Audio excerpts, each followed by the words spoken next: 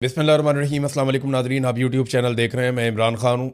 Nadreen, Imran Khan साहब को गुज़िश्ता रात लाया गया एक मरतबा फिर पिम्स अस्पताल में, और उनकी आंख के अंदर जो इंजेक्शन है वो दोबारा से लगाया गया।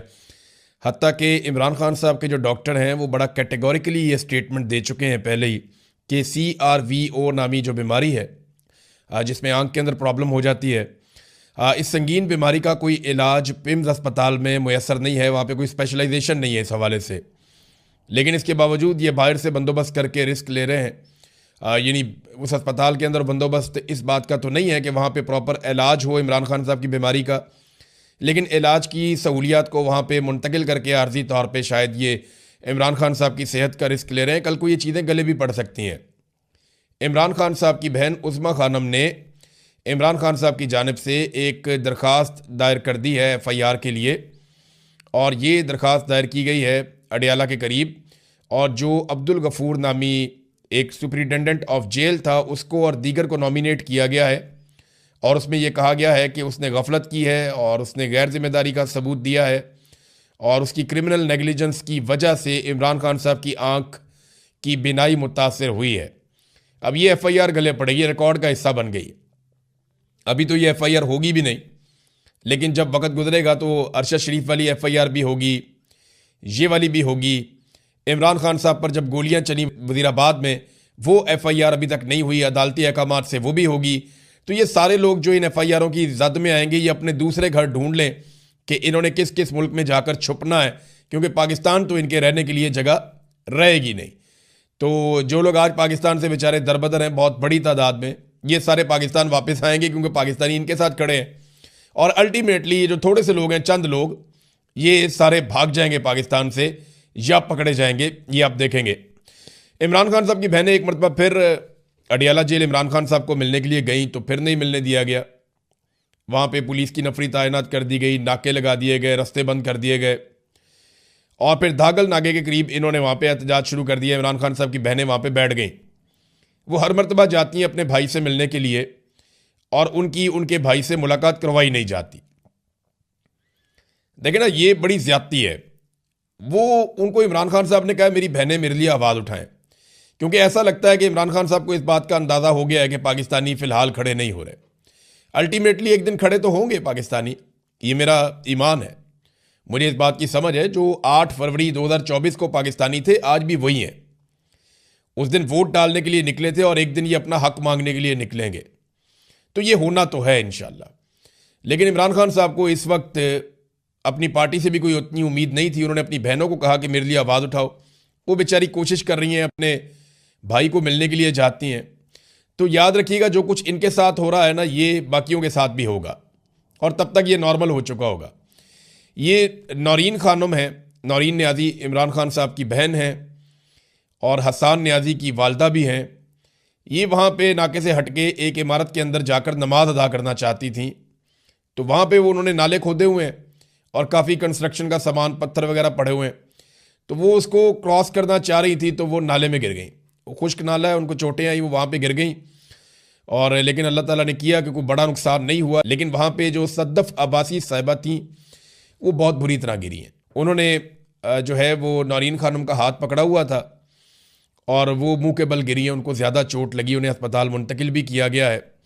तो एक मरतबा फिर पुलिस ने, इंतज़ामिया ने रास्ते बंद किए और इनको एक साइड पे धकेल दिया, और फिर वो एक नाले के अंदर गिरी हैं। बड़ा अफसोसनाक है। इससे पहले इनका बाजू भी टूट गया था। इनको सड़क पे लटाया भी गया, घसीटा गया बालों से पकड़ के। इन पे कई मरतबा टॉर्चर किया गया, ज़्यादती की गई, ज़बरदस्ती गिरफ्तार करके इन्हें पहुँचाया गया। बार बार चक्री के करीब पुलिस छोड़ के भाग जाती थी। तो ये इमरान खान की वो बहन है जो पहले दिन से, और हसान न्याजी की वालदा है जो बेचारी बहुत ज़ेरे अताब रही, बहुत तकालीफ का इन्होंने सामना किया। जवान बेटा इनका जो है वो बंद है। पहले इतना अरसा उसको लापता कर दिया गया, फ़ौज ने अपनी तहवील में ले लिया, फिर सज़ा सुना दी, अब उसे जेल के अंदर बंद किया हुआ है। तो ये बड़ी तकालीफ है जो ये खातून देख रही हैं, और अपने भाई के लिए डट के खड़ी हैं। ये नादरीन सूरत हाल है। इमरान खान की सूरत हाल ये है कि मैं पढ़ रहा था अली अहमद कुर्द को, जिन्होंने वकला तहरीक के अंदर बड़ा अहम किरदार अदा किया था। उस दौर में नून लीग और पीपल्स पार्टी फंडिंग करते थे वकला तहरीक की, बहुत पैसा खर्च करते थे, और मिलिट्री एस्टेब्लिशमेंट का एक हिस्सा जो है वो भी ये चाहता था कि जनरल मुशर्रफ के खिलाफ काम हो, तो वकला बड़े मुतहर्रिक होकर निकले थे। उस वक्त अली हमीद कुर्द साहब बड़े मुतासर कुन शख्सियत के बन के सामने आए थे। तो नवाज शरीफ और जरदारी साहब के साथ इनका बड़ा अच्छा ताल्लुक भी है। तो इन्होंने कहा जी बड़े अरसे के बाद मुल्क की तारीख में एक नर का बच्चा पैदा हुआ है। मुल्क में वाकई बड़े अरसे बाद कोई लीडर पैदा हुआ है। 10 जर्नैल जाकर उसके घुटने पकड़ लें लेकिन माफ़ी नहीं है, ये मैं आपको लिख कर देता हूँ। ये जनाब अली अहमद कुर्द साहब कह रहे हैं। अच्छा, रात को जिस नौजवान ने वीडियो बनाई थी, हैदर सईद ने, वो इमरान खान साहब को जब अस्पताल से निकाला जा रहा था तो वो नौजवान भी गिरफ्तार कर लिया गया है। यानी पता चला कि इसने वीडियो बनाई है तो इसको तो गिरफ्तार करो, तो उसको गिरफ्तार कर लिया गया है। और उसके पीछे एक रीज़न ये भी है कि पाकिस्तान तहरीक इंसाफ के लोग या ये नौजवान खुद भी ये तनकीद कर रहे थे कि जनाब अगर हम आ सकते हैं तो पीटीआई के लोग क्यों नहीं आ सकते। जो अरकान असम्बली हैं, जो सेनेटर्स हैं, जो पार्टी के अहदेदारान हैं, बैरिस्टर गौहर को ख़ास तौर पे तनकीद का निशाना बनाया कि वो क्यों नहीं आ सकते। तो मैंने आपको पहले बताया था कि ये जो मर्जी कहते रहे। बैरिस्टर गौहर कहते हैं जी कि मुझे तो रात 2 बजे पता चला जब इमरान खान साहब को वापस ले जाया गया था। तो मैं ये बात नहीं मानता, इसलिए कि मेरे पास जो इन्फॉर्मेशन है वो ये है कि पाकिस्तान तहरीक इंसाफ ने यह फैसला किया है कि वो इमरान खान साहब की सेहत के मामले के ऊपर कोई सियासत नहीं करेंगे और इसमें कोऑपरेशन करेंगे। इमरान खान साहब की आंख की सेहत बेहतर होनी चाहिए। अब ये बात वो पब्लिकली कर नहीं सकते, तो उन्हें इस बात की इन्फॉर्मेशन थी और मैंने पहले ही आपको बता दिया था कि अगले 24-48 घंटों में इमरान खान साहब को लाया जाएगा। इनके लिए मुश्किल तो नहीं है, अपना एक मुलाजिम वहाँ पर बैठा दें अस्पताल में या अस्पताल के अमले के अंदर किसी बंदे को, क्योंकि मैं जर्नलिस्ट हूँ, मुझे पता है खबर कैसे निकालते हैं। अस्पताल के अमले में आप 2, 4, 5 बंदों को बाउंड कर देंगे, यार कोई बात हो तो मुझे बताना, तो वो आपको पता चल जाता है। जैसे मैंने यहाँ पे बैठ के आपको पहले बता दिया था कि डॉक्टरों को छुट्टी दे दी गई और अमले को कहा गया कि आप जाएं। तो नाजरीन, ये इतना मुश्किल नहीं होता, ये पाकिस्तान तहरीक इंसाफ को इसका पता था, लेकिन उन्होंने इसके ऊपर कोई एक्टिविटी नहीं की। इमरान खान साहब की सेहत के ऊपर उन्होंने सियासत नहीं की। हाँ, वो ये ज़रूर कह रहे हैं कि उनकी फैमिली को हक मिलना चाहिए। अब इसमें अलीमा खानम का एक स्टेटमेंट आया, उन्होंने कहा जी खबरों से हमें पता चला कि इमरान खान को आधी रात को दोबारा पिम्स ले जाया गया। ख्याल रहे कि उनकी आंख में दूसरा इंजेक्शन लगाया गया था। जब कानून इस बात का तकाजा करता है कि किसी कैदी पर कोई तिब्बी अमल कराने से पहले ख़ानदान को मुतला किया जाएगा, तो ख़ानदान को क्यों नहीं बताया गया। हमें सरकारी तिब्बी सहूलियात की तशखीस या जाँच की रिपोर्टों पर बिल्कुल भरोसा नहीं है। पिम्स से पहले ही इतलात आ रही हैं कि डॉक्टरों को इमरान खान के बारे में कोई भी मालूमात लीक होने पर संगीन नताइज की धमकियाँ दी जा रही हैं। वो क्या छुपा रहे हैं। हमारा ख़ानदान उनकी रिपोर्ट्स को मुस्तरद करता है, ख्वाह वो आवाम के सामने ये रिपोर्टें जारी करें। हम अपनी दरख्वास्त पर कायम है कि शिफा इंटरनेशनल इस्लामाबाद में इमरान खान के ज़ाती डॉक्टरों की निगरानी में और उनके अहले खाना की मौजूदगी में माहिरीन के ज़रिए इमरान खान का मुआयना और इलाज किया जाए। इमरान खान की आंख में पैदा होने वाली मुबैना हालत के लिए पिम्स सरकारी अस्पताल किसी के इलाज के लिए लैस नहीं है, यानी वहाँ मुकम्मल सहूलियात नहीं है। ये हुकूमत जो कुछ कर रही है ये मुजरिमाना है और इमरान खान के खिलाफ जो भी खिलाफ वर्जी और जुर्म कर रहे हैं इनका एहतसाब होगा। ये जनाब इमरान खान साहब की बहन अलीमा खानम का स्टेटमेंट है। तो ये सूरत हाल है। नाज़रीन, सुहेल अफरीदी साहब ने भी स्टेटमेंट दिया। उन्होंने कहा जी अगर इमरान खान साहब से मुलाकात नहीं करवाते तो फिर कोई बड़ा फैसला करना पड़ेगा। अब देखें बड़ा फैसला क्या है, किस तरीके से करना है। वो ये कहते हैं कि उन्होंने तैयारी भी करनी है। पाकिस्तान तहरीक इंसाफ के अंदर से एक पूरा ग्रुप खड़ा कर दिया गया है और उनकी ये ड्यूटी है कि किसी तरह भी जो इमरान खान रिहाई के लिए जो एक फ़ोर्स या अमन फोर्स, असल ये कोई हथियारबंद लोग तो होंगे नहीं, इन्होंने कोई बंदूकें तो उठानी नहीं है, ना इन्होंने कोई लड़ाई झगड़ा करना है। नौजवानों की एक टीम इन्होंने बनानी है, बहुत बड़ी तादाद में, लाखों नौजवानों को इकट्ठा करना है और फिर एहतजाज शुरू कर देना है। जैसे आप आवाम को इकट्ठा करते हैं और आप एहतजाज करते हैं, ऐसे ही ये नौजवानों को इकट्ठा करेंगे और एहतजाज करेंगे। अब इसको रंग दिया जा रहा है कि ये मुसल्ला विंग है और सहाफ़ियों को भी इस काम पे लगा दिया गया। पाकिस्तान तहरीक इंसाफ के अंदर एस्टेब्लिशमेंट के लिए ना ये बहुत बड़ी अलार्मिंग चीज़ है।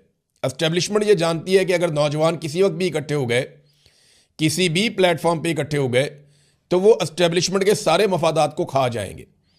इसलिए एस्टेब्लिशमेंट ने अपने सारे असासे लॉन्च कर दिए और पूरी कोशिश कर रही है कि किसी भी तरह करके इमरान खान रिहाई अमन फोर्स जो बनाने की कोशिश कर रहे हैं सुहेल अफरीदी या उनके दीगर साथी, वो इसको रोक दें और ये अमल ना हो सके।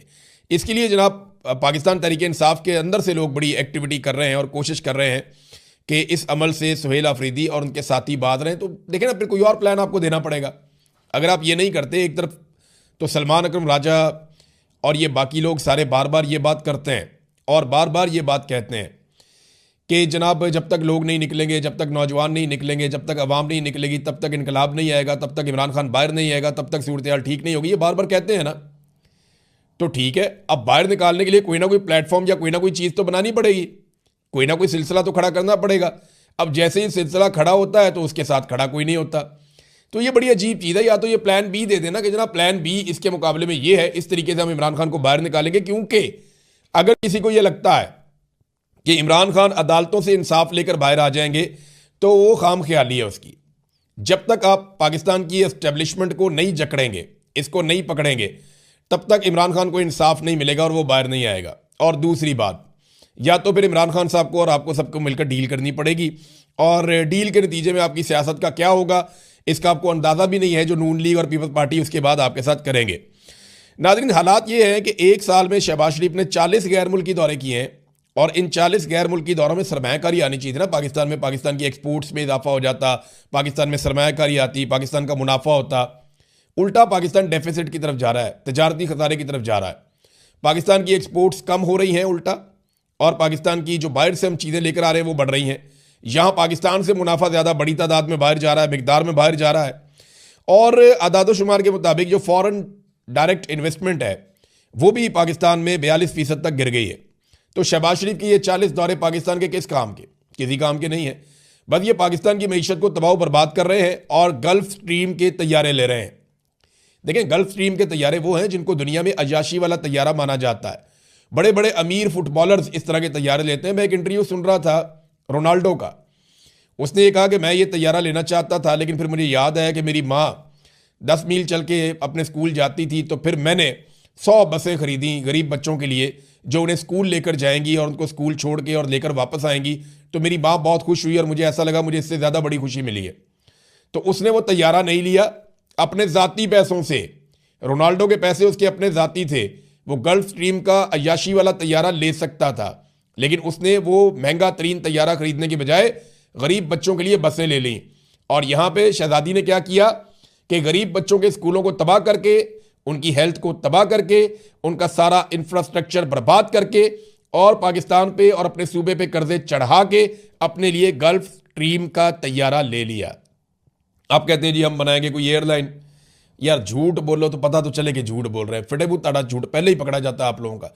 वो वजीर इत्तला आता है, उसका काम ही ये है एक के बाद एक झूठ, और पीका पता नहीं पूरे पाकिस्तान पे लग जाएगा, ये इंफॉर्मेशन मिनिस्टर पे नहीं लगेगा जिसने झूठ बोलने की कसम खाई हुई है। अब नवाज शरीफ ने अपने पुराने साथियों से फ़ोन शोन करके इधर उधर PMLN के लोगों को कहा कि मेरी बेटी को सपोर्ट करो यार, अगर इसने तैयारा ले ही लिया तो इसके साथ खड़े हो जाओ। सारे इसके ऊपर तनकीद कर रहे हैं। तो फिर उसके बाद आपने देखा राना सनाउल्लाह ने, 2-4-5 और लोगों ने, अभी ख्वाजा आसिफ ने, इन लोगों ने आहिस्ता आहिस्ता मरीम नवाज़ को सपोर्ट करना शुरू किया। नहीं जी नहीं, तैयारा ले लिया तो क्या हुआ, तैयारा तो काम के लिए लिया है। और भाई तैयारा देखें, आप एक गाड़ी खरीदते हैं 1 करोड़ रुपए की, वो भी आपको उसी तरह लेकर जाएगी। आप एक गाड़ी खरीदते हैं 50 करोड़ रुपए की, वो भी आपको उसी मंजिल पे उसी स्पीड से लेकर जाएगी। लेकिन 1 करोड़ और 50 करोड़ की गाड़ी में फ़र्क यह है कि दोनों के अंदर अय्याशी के लवाजमात फ़र्क हैं।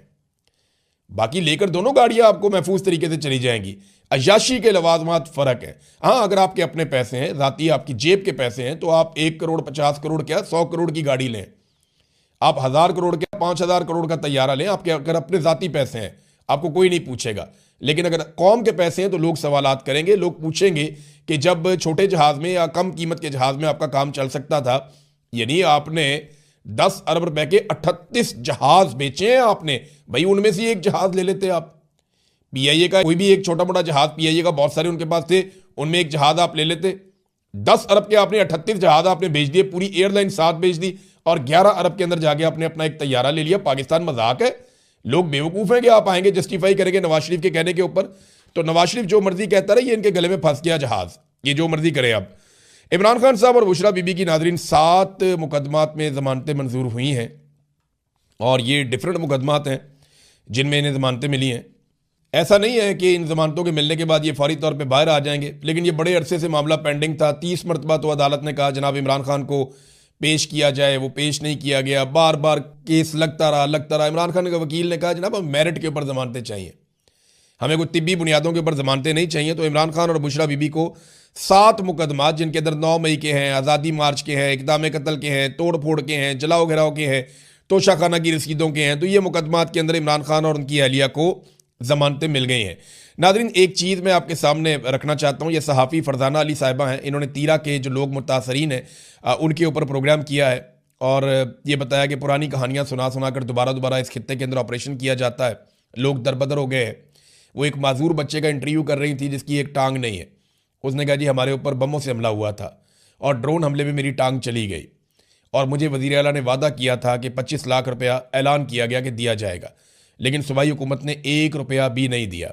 अब सुहेल अफरीदी साहब ज़रा इस चीज़ पे खुद ही गौर कर लें और देख लें फरजाना अली साहिबा का प्रोग्राम निकाल कर जिन लोगों के साथ वादा किया गया है या जो लोग मुतासरीन हैं, सूबाई हुकूमत की जिम्मेदारी है कि फौरी तौर पर उनको इमदाद पहुँचाएँ, वरना फिर वो भी उसी तरह तनकीद की जद में आएंगे जैसे वफाकी हुकूमत और इदारे तनकीद की जद में आते हैं। और बिल्कुल तनकीद होनी चाहिए। जहाँ पे लोग मुतासर हैं, हुकूमत की जिम्मेदारी है उनकी मदद करे और हुकूमत के पास यानी 25 लाख रुपये अगर इस फैमिली को मिल जाए या इस नौजवान को कोई सपोर्ट मिल जाए तो इससे हुकूमत की कोई कमी तो नहीं हो जाएगी। और वफाकी हुकूमत को भी सूबाई हुकूमत का पैसा फिल फौर वापस करना चाहिए ताकि वो पैसा इन मुतासरीन पर खर्च हो सके।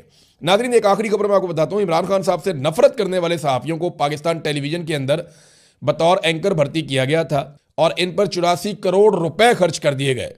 इस कौम का ये पैसा झोंक दिया गया उन लोगों पे जो इमरान खान से नफरत करते हैं। 2 खुसूसियात हैं इन लोगों में। नंबर 1, ये इमरान खान से नफरत करते थे।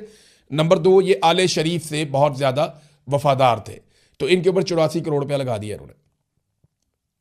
और ये साबिर शाकिर पे, मुईद पीरजादा पे, मेरे पे, बाकी लोगों पे इल्ज़ाम लगाते हैं कि हम लोग पैसों के लिए ये काम करते हैं। 84 करोड़ रुपया वहाँ पड़ा हुआ है।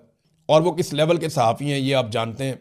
पाकिस्तान में उनसे बहुत बेहतर सहाफ़ी मौजूद हैं जो उनसे बहुत कम पैसों में काम कर रहे हैं। तो पैसा तो सारा सरकार बांट रही है, पैसा तो सारा सरकार बांट रही है और अवाम का पैसा इमरान खान की नफरत में उड़ाया जा रहा है। अब तक के लिए इतने, अपना ख्याल रखिएगा, अपने इस चैनल का भी। अल्लाह हाफ़िज़।